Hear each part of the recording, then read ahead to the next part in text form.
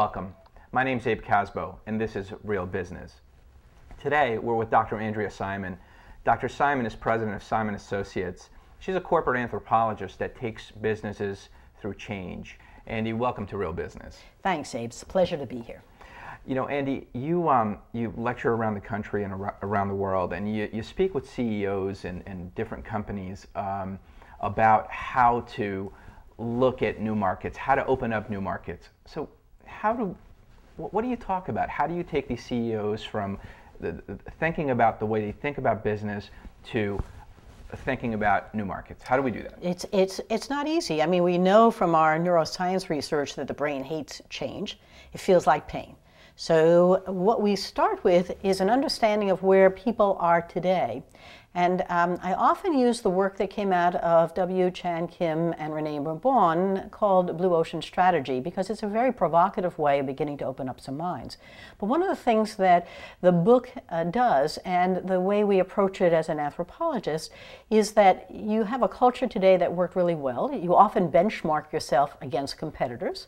So that's one thing we have to start with. If you're just like your competitors or good or better than they are, then we really need to stop and think about that. The second thing is you define your market space in a particular way, and it's extremely bloody. Hence a red ocean, blue ocean. Because what you're doing is carving up a limited space and competing to see who can own it better. A zero-sum game. Some win, some don't. You won that loan, they didn't. But it's not a very compelling way to grow into new markets. And the third, you often count on your current customers to bring you more business. And so you understand them really well, but you're not looking outside of them. So in this wonderful world that we're now in, where everything is being redefined, the question is, how do I grow my business when I can't count on my customers? The old benchmarks may not work, and that red ocean is awfully bloody. What do I do? Yeah, so what's next? I mean, you know, you come up with an action plan. What do you do? How do you get these guys to think differently? It's a very interesting process, but what we do is we start with a visual awakening. As you and I are discussing this, it's really very nice, but you have to experience it. And so we use strategic canvases to help them actually begin to think about the industry that they're in and where they fit. And we start with even where they fit against their competitors. But if I could map out for you a picture, the brain science tells us, is worth 1,000 words. So I've got to break your mind map down, and so a strategic canvas is a wonderful way to map it and then to begin to challenge it. And so we begin to talk a lot about where you think you are against that competitive set, and we set the competition aside. So the first part is a real awakening. The second part is the thing that's so hard to do. We have to go explore. And I say that because unless you can actually experience it and your mind can actually see and feel it, it's hard to think about it in a new way. So I can do that for you. And there are lots of ethnographers out there doing participant observation and spending a day in the life of. Very useful.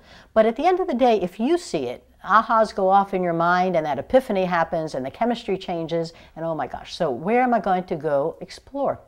And these are several places that I have used with clients, but you would find very interesting as well. First of all, look across industries. I had a client who went to UPS to see what UPS could do for you and what they could do if they were UPS. What other kinds of industries could you look at and see what you could learn from? The second thing is take a look at different market segments. You know, think about what Curves did to open up workouts for women who didn't go to gyms and didn't work out at home. So they opened up a completely new sector that was between the A and the B. Or maybe you can really take a look at the scope of your business. Had a wonderful situation where somebody ran the back office of a medical practice extremely well. Well, I know someone who turned the back office into a complete business.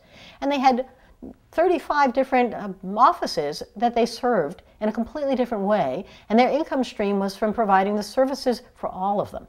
So everything you have could be repurposed. Then you can take a look at the functional or emotional side of this. How could you add some fun to what you're doing, and what would that do? And maybe you could also be an iPod or an iPhone, which leaped over what an MP3 player or a Motorola Q was doing and opened up a completely new way of doing it. And think about what iPhone is doing with all of the different applications that have turned into a business all by itself. Or what iTunes did as a way of dropping down all of that music onto something that was completely redesigned. So those are all sorts of different illustrations of places to go exploring. It's not easy to do, but take a camera, Take a little black book, go on a thought walk, get out of the office, put up some video cameras. You need to open your mind to see both how your customer and how other people are doing the things that you think you do so well. So yesterday, JetBlue decided to offer an all-you-can-fly pass for $5.95. You could fly anywhere as often as you like. Is this their way of swimming in the blue ocean? Well, they're trying to open up to people who haven't thought about using their airplanes for short trips or different trips. Actually, it's going to change a very interesting dynamic in this whole thing. Southwest tried to do it with how you line up and so forth and keeping the cost down. I'm anxious to see how JetBlue does, because it's going to challenge all of the assumptions that the competition has been bloodying up the red ocean with. So, you know, Andy, it's interesting that you're talking about, that finding new markets.